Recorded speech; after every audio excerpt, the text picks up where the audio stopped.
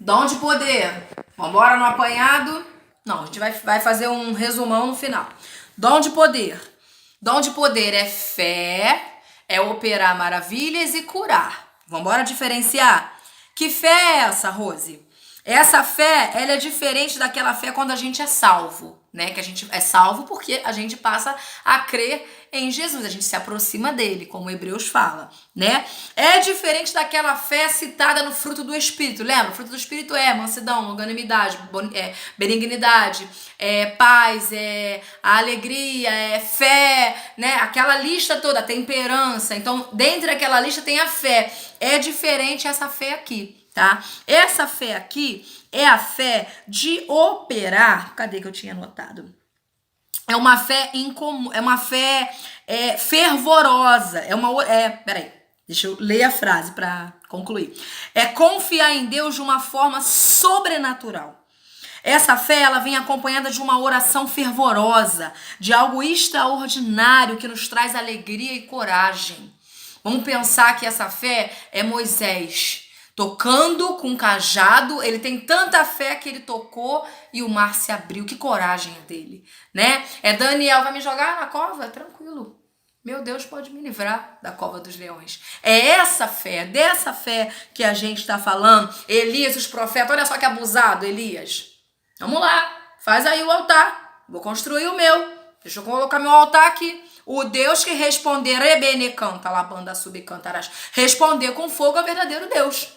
Certo? Vocês vão aí com os deuses que vocês servem, que eu fico com o meu. Que coragem de Elias, né? Que abusado, né? Então é essa fé abusada, né? Falando assim de um modo que o jovem entenda. É aquela fé tipo assim, eu creio, eu sou fervorosa que Deus vai derramar poder, eu creio que o Senhor ele pode fazer, eu creio que eu posso passar, eu creio que essa prova, eu creio que eu não vou pegar Covid-19, eu creio... Tá entendendo? É esse tipo de fé que a gente está falando, né? É uma fé que tem mais a ver com coragem, com fervor, com temor a Deus. Beleza?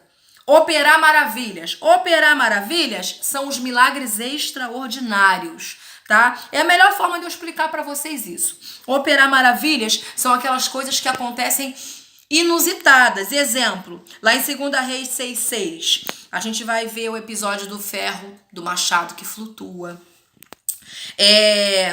A gente vai ver em Atos 19, 11, 12, que o lenço de Paulo, ele curava. Olha só, jogou o lenço, tá curando alguém lá atrás. Ó, jogou o lenço em cima de alguém. Tem até algumas igrejas que utilizam, né, esse tipo de artefato. E, né, lembrando que a nossa denominação, não quero citar a denominação de ninguém, porque isso aí é antiético, mas a gente não acredita que o lenço milagroso, ele vai, né...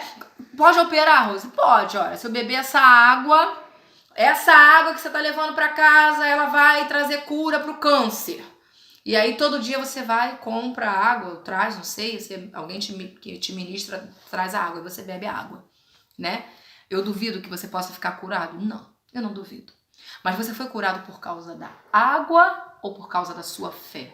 Porque Deus com fé, ele não pode. Ele diz que a fé é o firme fundamento daquilo que eu não vejo e eu creio. Então, se eu não vejo e eu creio, por que alguém tá de frente para uma santinha, né? Não, nem queria dizer essa palavra. Tá de frente para um ídolo, né? Para aquilo que ele acredita, quem é de budismo, pro budismo, quem é de orixá, para uma entidade, para alguma coisa. E tá pedindo aquilo dali, né? E de repente recebe algo. Se ele pedir com fé, é atendido, porque contra a fé não há argumentos, né? Mas é aquilo, ele tá sendo atuado a fé, mas quem tá dando aquilo para ele? É Deus ou é o diabo, né? Eu tenho um testemunho meio delicado assim na família, eu não quero entrar muito em detalhes, de uma pessoa da minha família que ela pedia muito pela cura de um parente, e ela ia para um lugar, e pedia, fazia várias coisas para a cura daquela pessoa. Só que tinha uma outra pessoa, um cristão da minha família, que estava ali se consagrando, buscando e pedindo a Deus também, né? Aí lá onde aquela outra pessoa estava numa outra religião, aquela pessoa, uma das pessoas falava assim, ó, fica calmo, ele vai ficar curado, ele vai sair dessa. Aí o que aconteceu? A pessoa morreu. Isso aconteceu na minha família. Mas por que a pessoa morreu? Porque Deus queria mostrar que ele era soberano. E a vontade dele naquele momento era levar aquela pessoa. Até mesmo, e desde esse dia essa pessoa saiu daquela religião e nunca mais voltou. Demorou um tempo para ela se converter, mas nunca mais ela quis saber disso. Porque ela viu que aquilo aí não podia nada. Entendeu? E entrou em conflito aquela religião com a nossa religião. E aí, contra Deus, não tem argumento. Contra Deus não tem, né? E a vontade soberana de Deus prevaleceu e a gente perdeu aquele parente, tá? Conta-se isso na minha família, não vou dizer nome nem quem, mas isso aconteceu, tá? Então, operar maravilhas são prodígios, coisas extraordinárias acontecer. Você ver a pessoa levantada da cadeira de roda, né? O paralítico andar, essas coisas acontecer, tá bom? E o dom de cura. Qual é a diferença de um para o outro? O dom de cura, para a gente poder entender, vamos lá em Marcos 16, do 15 ao 18. Marcos 16. Calma aí, que essa Bíblia aqui eu acho rápido. Marcos 16, 15.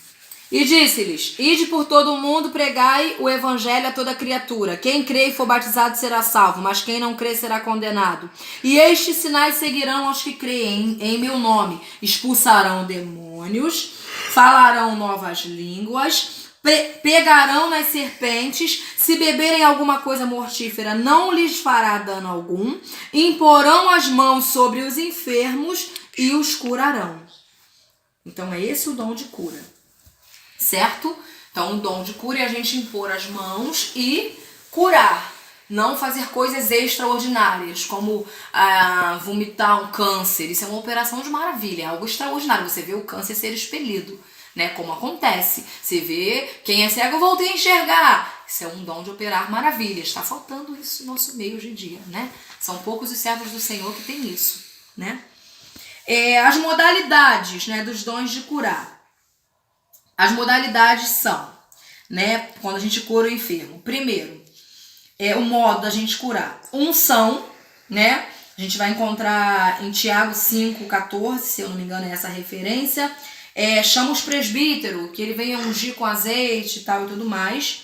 Imposição de mãos, acabamos de ler, Marcos 16, 18. A oração da fé, né? Tiago 5,15. Oração da fé salva o doente, ou seja, não é qualquer tipo de oração, você tem que ter fé, né? Não só você como uma pessoa, às vezes você tem fé para curar aquela pessoa e ora ela, mas a fé dela não tá em dia.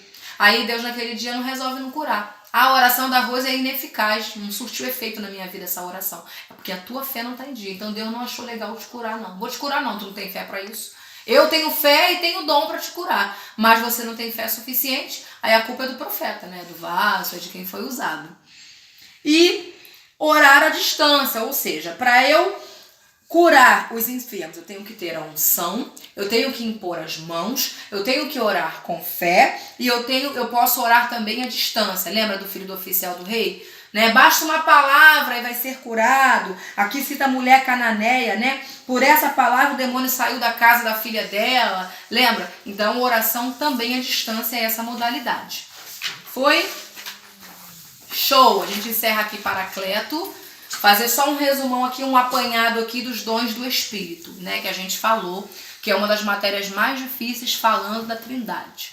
Dom do Espírito. Para que serve? Edificar a igreja. Evidência... Não, vamos lá, calma aí. Vamos resumir a matéria de hoje.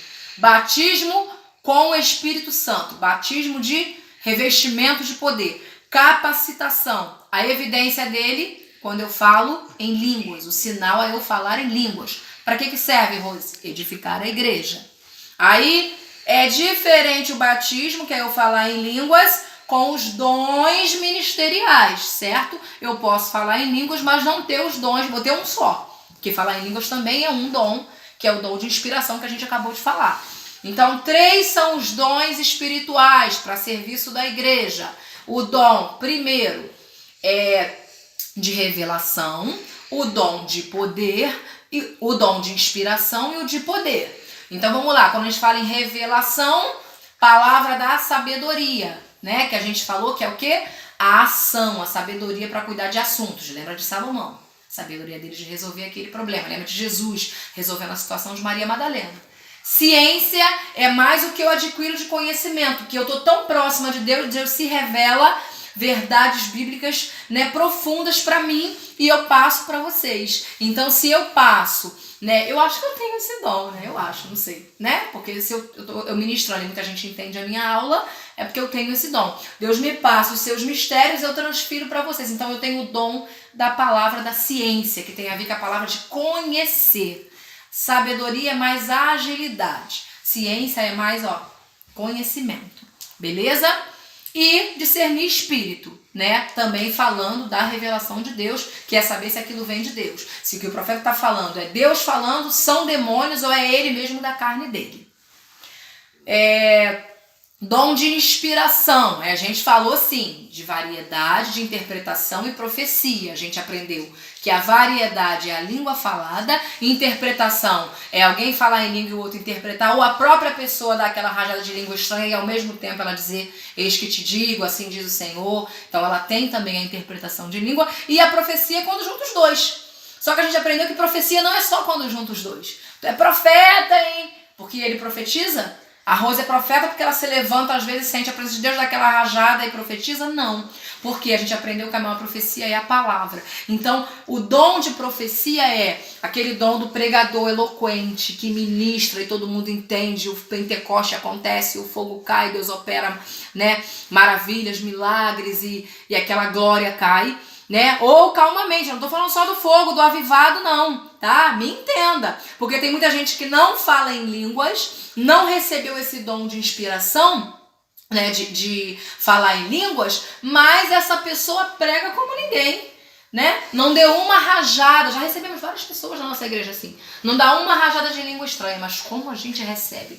Que palavra abençoada, a gente sai edificado daquilo ali. Então aquela profecia nos edificou. Então profecia tem a ver também com a variedade de línguas, quando você fala em línguas e eis que te digo, mas também ela vem através da palavra, que é a principal profecia, pode vir através de visões, de sonhos, de revelações. Beleza? E para fechar, e de poder, né? O dom do espírito do poder, que são 3, que é a fé, que eu disse que não é uma fé comum, é uma fé extraordinária, é a fé na coragem. Lembre de Daniel na cova, de Moisés abrindo o mar, de Elias ali no conflito dele, disputando com os profetas de Baal quem era o verdadeiro Deus. Operar maravilhas, coisas extraordinárias que acontecem, né? O ferro do machado flutuar, um aleijado, um paralítico voltar a andar, um mudo voltar a falar, né? Que é diferente de cura. Aí quando a gente falou de cura, que é o que o Senhor falou que a gente vai, né, em nome do Senhor, curando os enfermos, a gente aprendeu de 4 modalidades da cura. A primeira, para eu curar, eu tenho que ter a unção de curar, né? A segunda, não só ter a unção, mas ter a fé para curar. Deixa eu só revisar aqui. Unção, isso mesmo. Unção de curar, imposição de mãos, oração de fé para curar e oração à distância também. Eu posso, dessas 4 formas, né? Preciso dessas 4 formas, na verdade, né? Ter uma fé plena suficiente para poder ter unção nas mãos para que eu cure, né? Resumindo o que eu quero dizer de modalidade, né? Porque eu acho que eu mesmo me enrolei no que eu quero explicar para vocês. Eu, Rose, tenho o dom de cura. Então o que tem que acontecer? As minhas mãos, um dia eu recebi essa unção para curar. Então eu não tenho só que ter essa unção na minha mãozinha aqui, ó, esse bocado. Eu tenho que impor as mãos sobre alguém para curar. Não basta só eu impor as mãos, eu tenho que orar com fé para curar. Mas basta só eu ter fé? Não. Porque se naquele dia a minha fé curar aquela pessoa, glória a Deus, Deus quis curar. Mas às vezes Deus está vendo que a pessoa, a fé dela não está em dia, ele não acredita que pode ser curado. Aí ele não é curado e a culpa é minha.